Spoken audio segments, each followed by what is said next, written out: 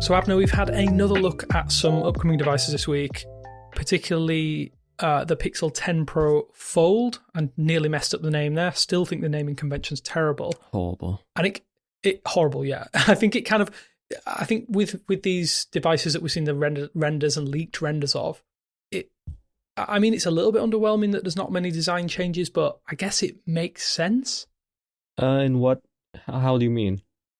Like, I think it makes sense in that Google has settled on a design and they've said to themselves, we're going to run with this design. This is what we want. I think when we saw that squared off look last year, we were a little bit, I guess some people were disappointed that they were falling into that iPhone trap. But you tell me, how do you feel about it? We've talked about this a little bit on the pod, but I can't remember what you've said to me before.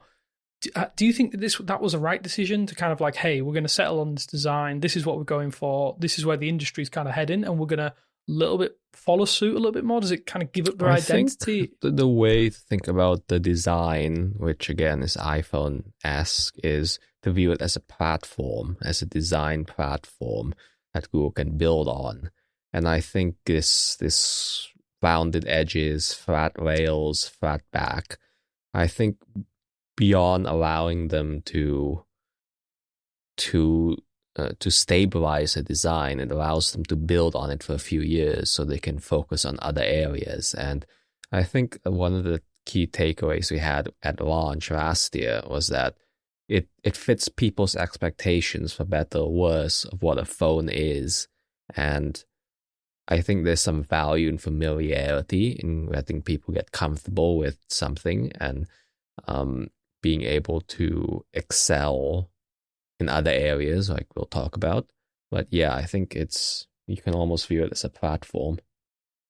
And like, let's aim that a little bit more towards the Pixel 10 Pro Fold, because obviously if you're out there and you haven't seen the leaks yet, effectively it's all but the 9 Pro Fold with a new name. I'm kind of happy about it. And I think one of the major reasons why I'm a little bit happy about it in terms of like the hardware is I like the fact that potentially we're going to be able to use the same accessories again. And if you currently have the 9 Pro Fold, if Google then introduces some new accessories next year, there is a potential that we're going to have like, what's the best way how would you describe it? Because it's like backwards compatible accessory ecosystem, and potentially things that get added as like, and it's one of the biggest complaints, I think, actually. I'm having like 20 thoughts at once about it. In terms of accessories with the Pixel series, I think we kind of complain about it a little bit in that we don't get enough high-quality accessories. I wonder if this is a way to kind of bring more people on board, bring more of those high-quality accessory makers on board, because not everybody upgrades every year. And potentially, if a load of people then upgrade from their older models, they could sell 2 times as many, right? Does that make sense to me? That's definitely another aspect of the design last year. Besides it being a bit more durable, it helps accessory makers make cases. The flat back, they don't have to account for the curves on like something like the 8 Pro. So that does help with accessories. I guess to take a little bit of the devil's advocate is it's maybe too much of a trap to keep the same exact design in hopes of making sure accessories work year after year.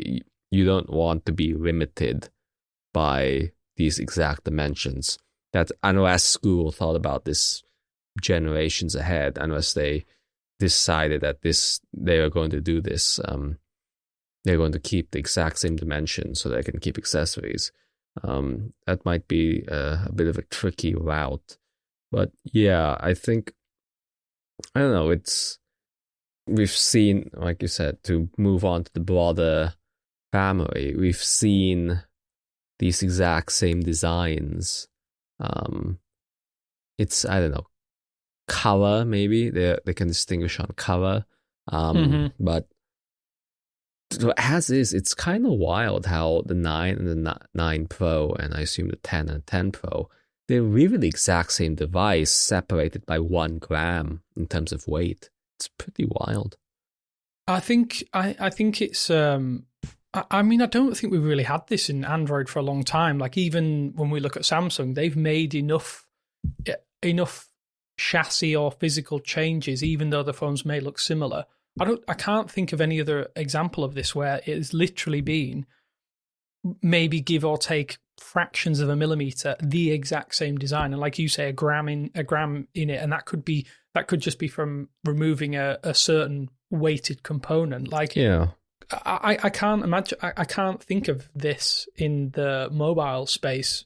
Probably, I don't know. Maybe during the iPhone 4S era, 4S, Maybe, yeah. Even those, there was some.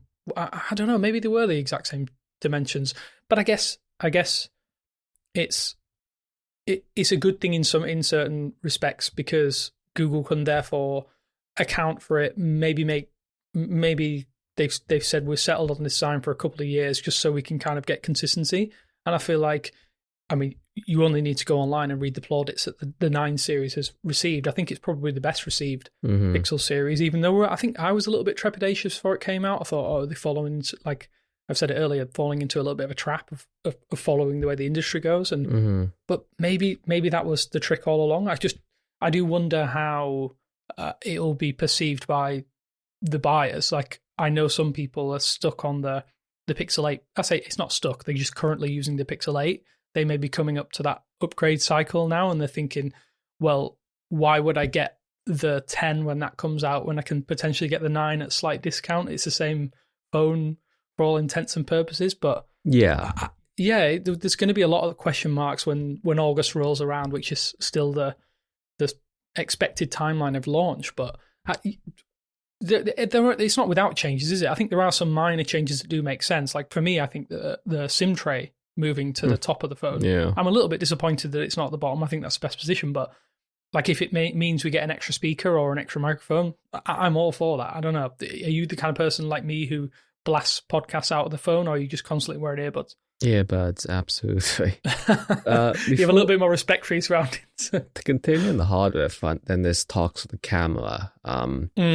So I think starting, okay, how has the 9 Pro camera been for you?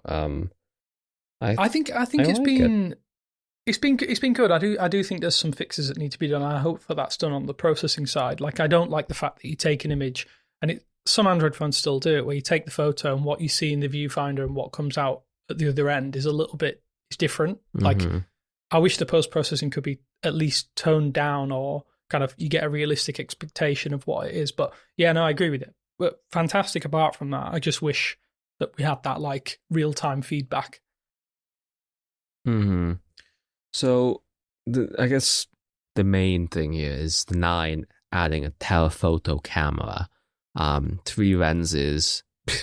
It even further lessens the difference between the 9 Pro. We were just talking about the weight, but the price. Well, I don't think they can lower the price. And does it make it more enticing though if it's $799 again, like in dollars, pounds, euros, whatever it is? I feel like, does that let me try and put it in a political sense. I think it softens the blow of, like, oh, you're not going to go to the $1,000, £1,000 but regular Pro. What are we looking at in terms of, like, what's the zoom on how much of a zoom are we getting? So on the Pro, it's a 5x. That's an appreciable thing. I question what this telephoto will do, but it really, I don't know. Does it blur the 10 and the 10 Pro?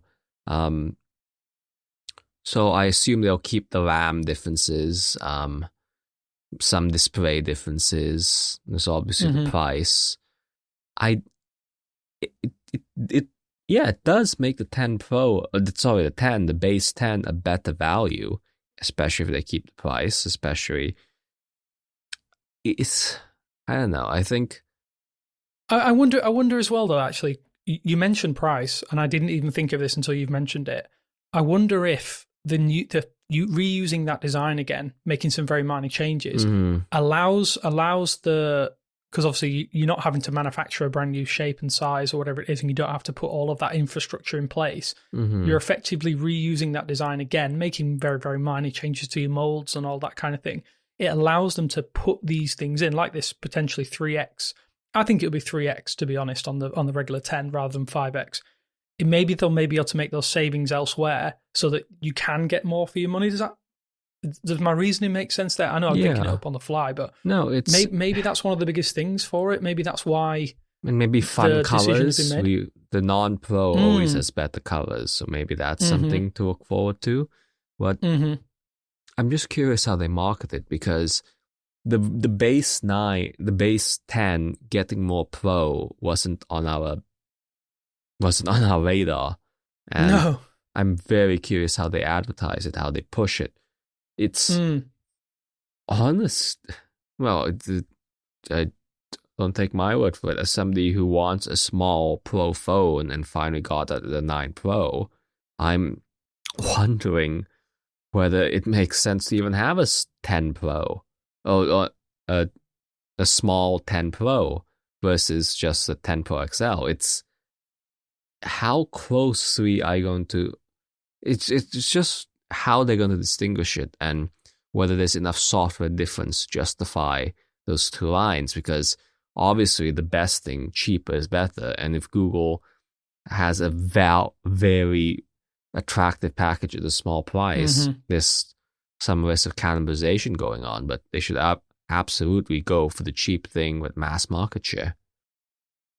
I think looking into this leak a little bit, it looks like there's going to be some changes to the main the sensors on the camera, and it looks like there's going to be a lot more alignment with the Pixel 9a, which you still don't have yet, and we'll chat a little bit about that at the end. Not publicly available. You can pre-order it right now from a few sites.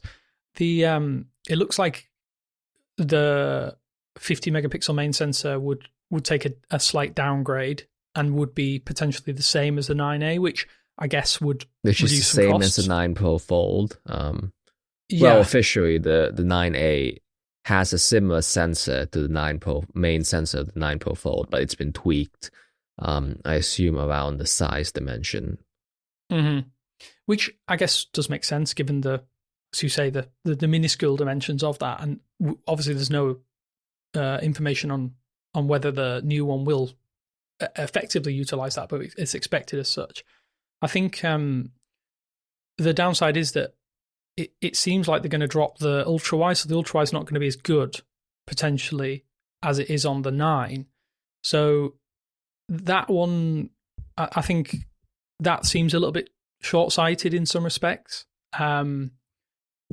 You're basically getting the 9A's cameras on the 10, and then you get that telephoto on top. So I wonder what that then happens, a knock-on effect of potentially the 10A, if we do get a 10A.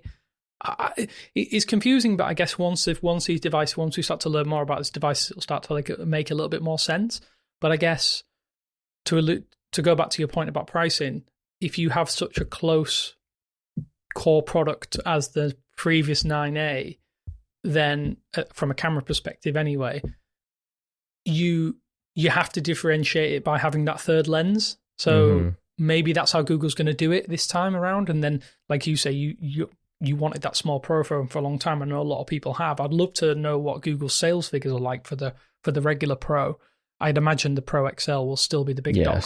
I mean, figuratively and like kind of logically as well. The fact that those don't get any upgrades at all and have the exact same system according to this latest leak, and again, we're working with leaked information here, that there is potential for it to be wrong. Not that we perceive it to be wrong. Just getting the regular 10 Pro and 10 Pro XL, if you're going to get the same exact experience, bar some tuning with the new chipset, I think if you've got a Pixel 9 Pro and a 9 Pro XL, you're in a really good place at this point in time. Agreed. Like, I guess I don't think a lot of people will upgrade, but the upgrades last year they weren't necessarily substantial over the 8 Pro, but yeah, I think a lot of people with the Pixel 8 Pro were looking at the 9 Pro XL a little bit disappointed that they didn't get 8K resolution for video boost, all that kind of stuff, because it seemed like it should, in theory, be capable of doing it. But It's a really, really strange one. I would love to sit in a meeting or like an all hands kind of meeting and understand what Google are doing with their hardware with regards to Pixel, but maybe it'll become clear in the next few weeks. I don't really know. Not rehash what we talked about last week. So, in terms of the software experience, it really comes down to this Tensor G5, which will be made by TSMC. I kind of don't think Google talks about it that much. I mean, every year they have how they talk about their chip is not to date. They really don't talk about it.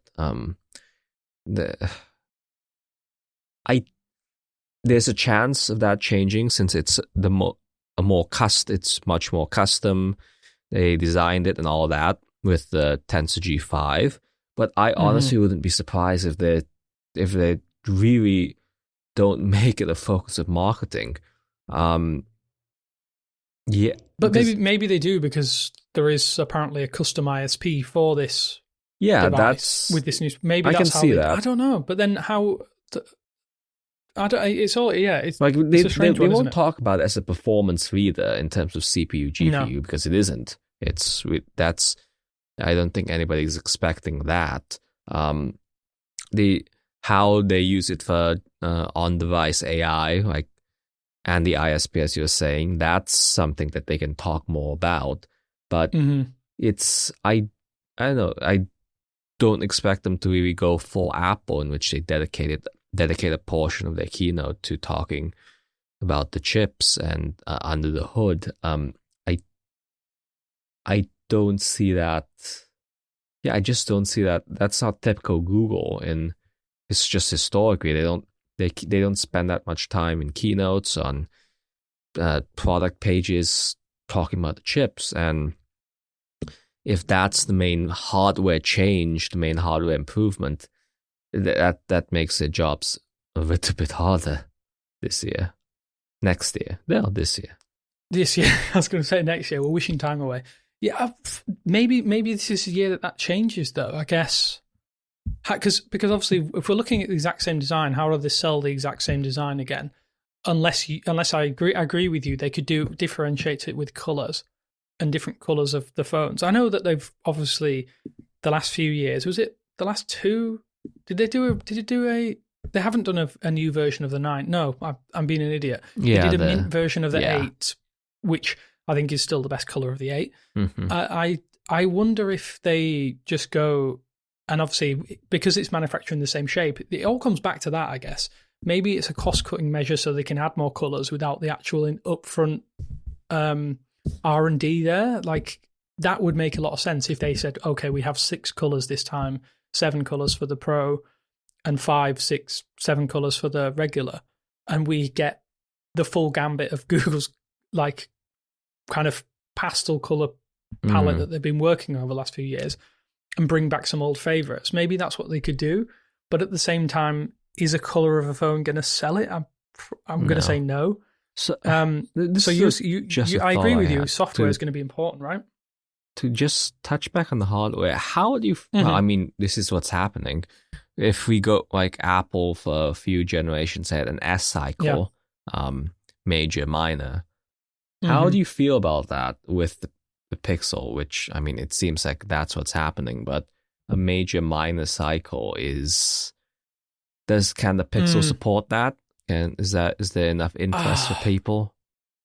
I don't know. I guess from a brand awareness perspective, it might be a good way to do it, because obviously you have a recognizable shape and size, and in marketing, it's easier to market your entire lineup as opposed to one device. Yeah, I don't know. It's a tough one. I think from someone who wants to see new form factors and maybe sees changes, probably not. But at the same time, I can kind of see why they settled on this one now. I think having used the Pixel 9 on and off over the past, I mean, it's well over 6 months now. We're very, very rapidly approaching a year. And I think some of the shortcomings are, to be completely honest, still related to minor things I think they should fix. I think there's so many little things they could do to make a major difference to how the experience of Pixel improves. Software still needs a lot of work in some areas, but I think changing out the chipset is a good start. But for me, I think it's I can deal with the same chassis if they just improve. They need to improve the internals a little bit better. Make sure it doesn't overheat at all. There's no risk of that. Tensor probably needs to be just below the upper mid-range chips, I think. For most people, people still want performance. I think you'll lose a lot of customers that don't necessarily that can kind of want the best of the best, but the people just below them who still want enough to do like gaming and things. I think it's really important that Google continues to do that. But for me, I think it's not a big deal. I think every 2 years, I think it softens the blow.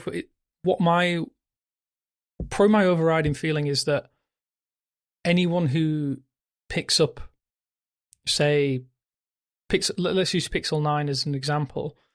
If they know that next year there's only a minor change to the design or no change, they're not going to feel as bad about hanging on and going with an upgrade, because I know most people don't upgrade every year, but I think it seems more prominent in the Pixel community that people upgrade every single year, and that's because there is enough. It feels like there's enough improvements. Maybe this is the first time in a while that people hang on more so than they have in the past. I don't know. I'm thinking out the problem out loud, and probably it's not the best way to do it. But I don't know. You're using the regular Pro. I use the Pro XL, and I've used the Fold on and off.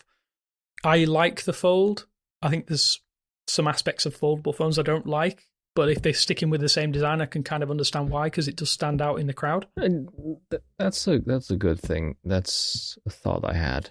Okay, so the Fold looks the same.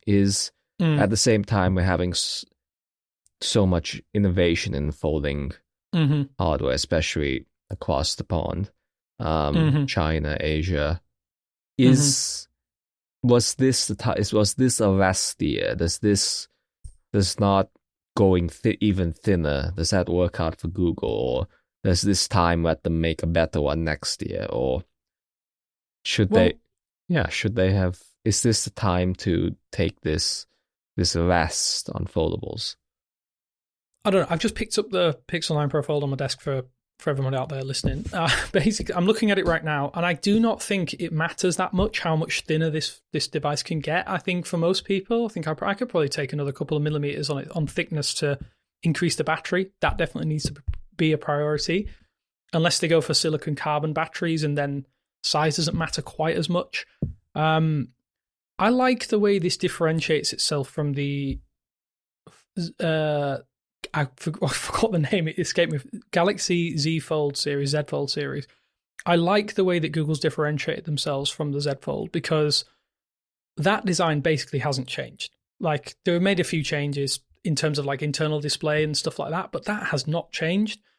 And I guess when we're looking at it at a macro level, Samsung doesn't change their designs very often, right? So maybe Google has listened to the industry at large, and that's not stopping or inhibiting sales of the Galaxy series or the Galaxy Z Fold, Z Fold, the A series of Galaxy phones. They just make minor tweaks, and maybe and obviously iPhone as well is a very good prominent example.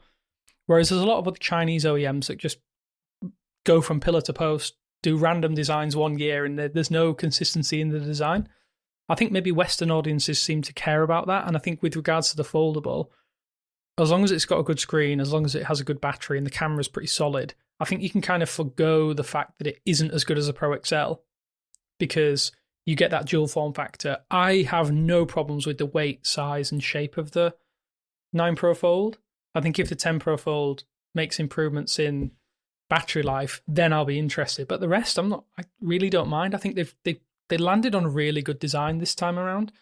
You love the Passport. I know you love the Passport of the Fold. I don't want to hear what you think. Do you think that should have been the way that they went with it, and maybe improve the internal screen and stuff? So yeah, I'm still on the original Fold. I'm probably on a 2-year cycle with that. So the 10 Pro Fold is probably will be the one I take a look at. But I very much agree with your points, but at the same time, when you brought up Samsung, that's kind of a cautionary tale, isn't it?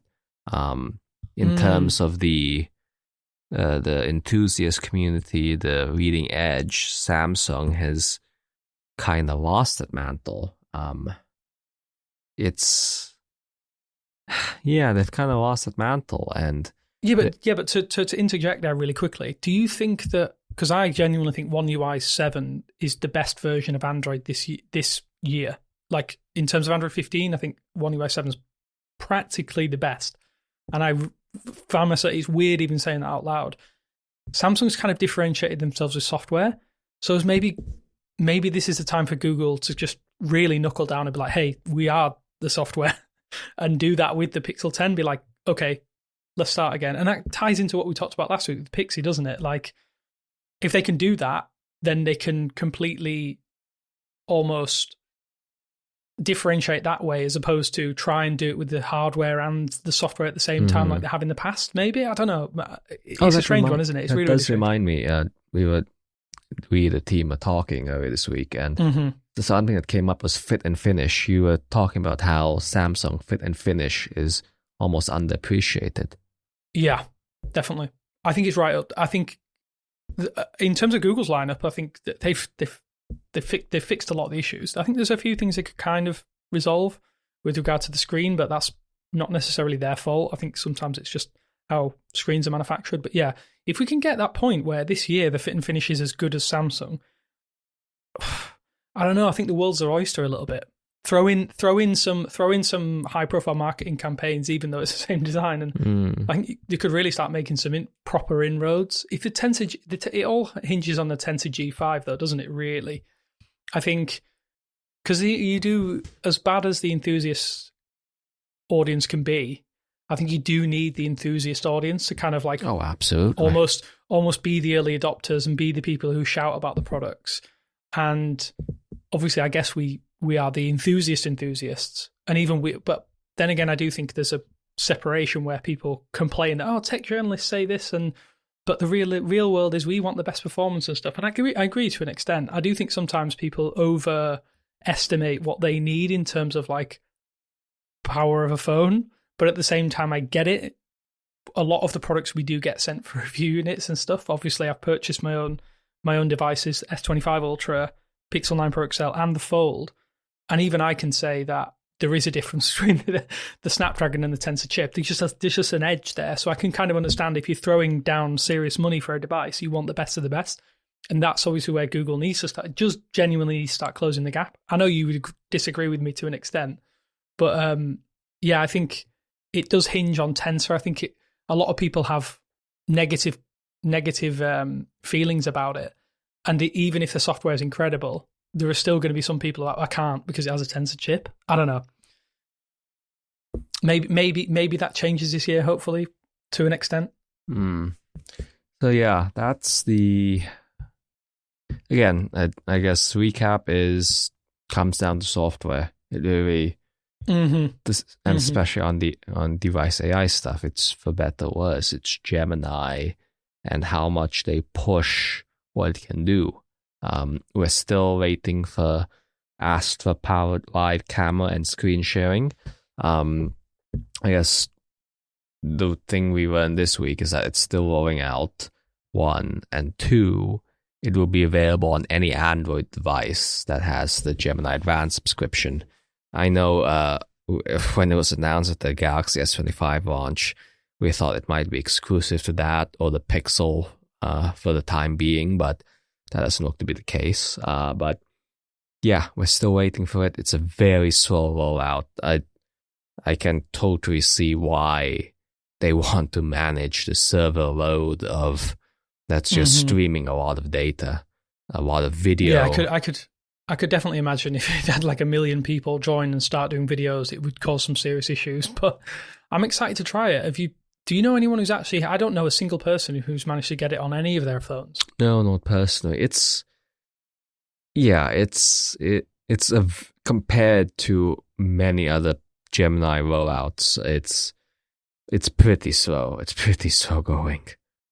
But I think this is one of the most anticipated. Oh, This absolutely. is easily the most anticipated of Gemini Live, probably, period. And I'm excited to... I really, really, really, really want to give this one a go. And it's a really good sell for Gemini Advanced. It's one of the best sells because for most people, I don't think having the top of the line model that speaks to them.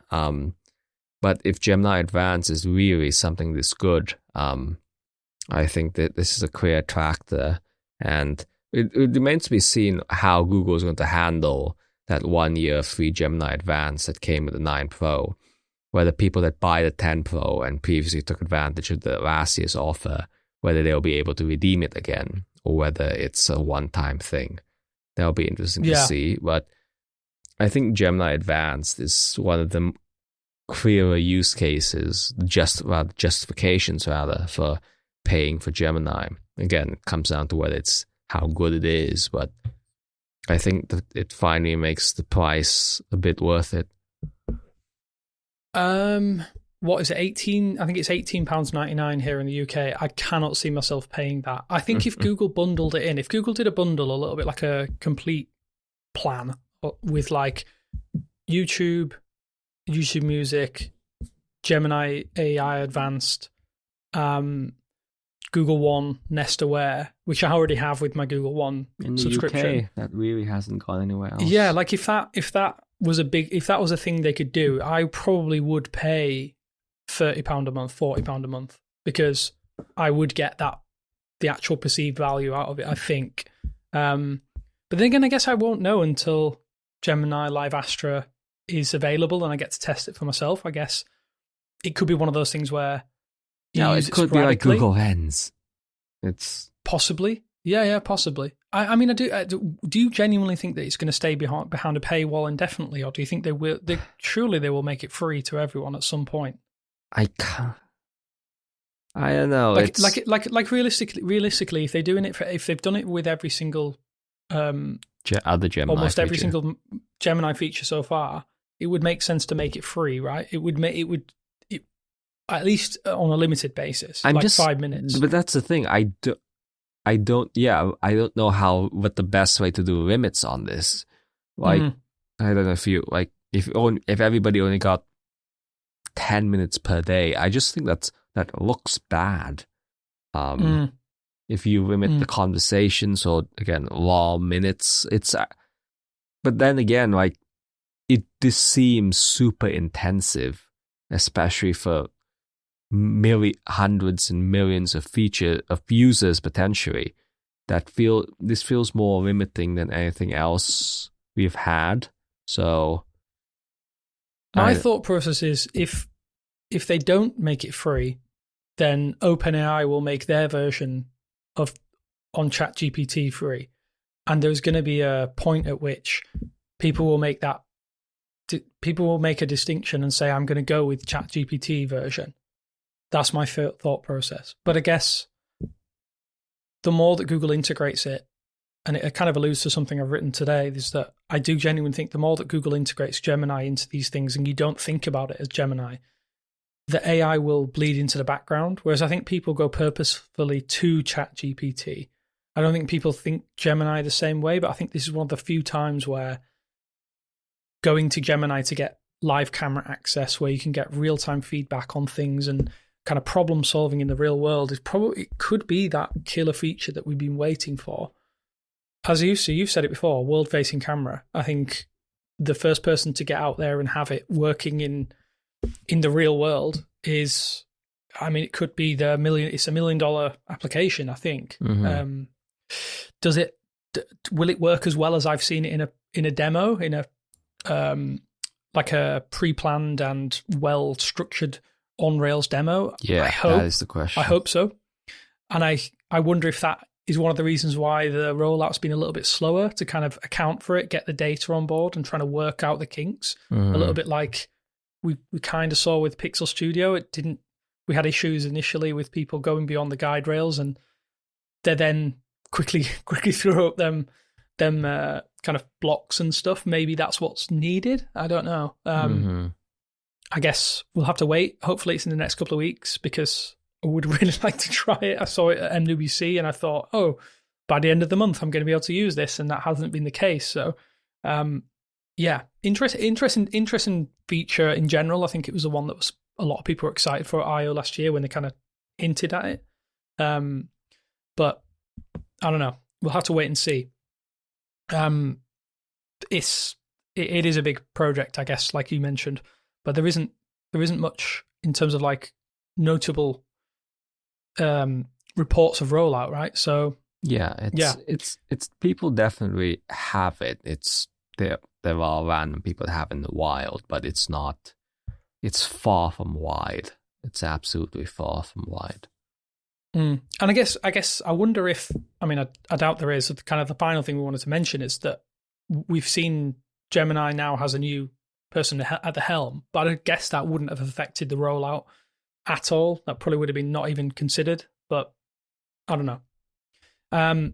Yeah, it's an interesting time. We're going to learn more about the Pixel 10 series. I'm interested to see, like you say, how are they going to differentiate it? Probably going to be more software related this time around, which is good because we love talking about software.